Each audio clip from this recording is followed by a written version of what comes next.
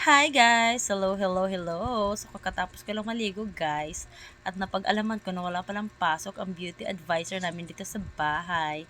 Kaya ayan, nagpakilay lang ako kaso nilubos-lubos ko na. Sige, make-upan mo na nga lang ako. Char! Tapos alam niyo ba guys, yung makeup artist ko, parang may galit sa akin. Grabe naman to ano ng ano bang tawag diyan, yung inaano sa mukha, pinapahid. Grabe siya makaganyan guys ay. It really hurts. Char!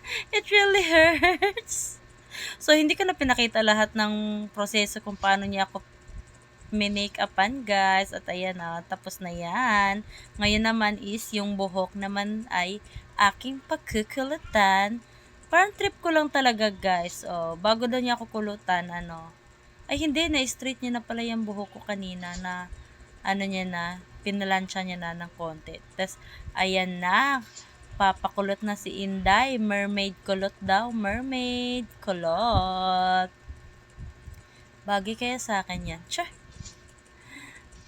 Bagay, hindi yan bagay kasi tao ako.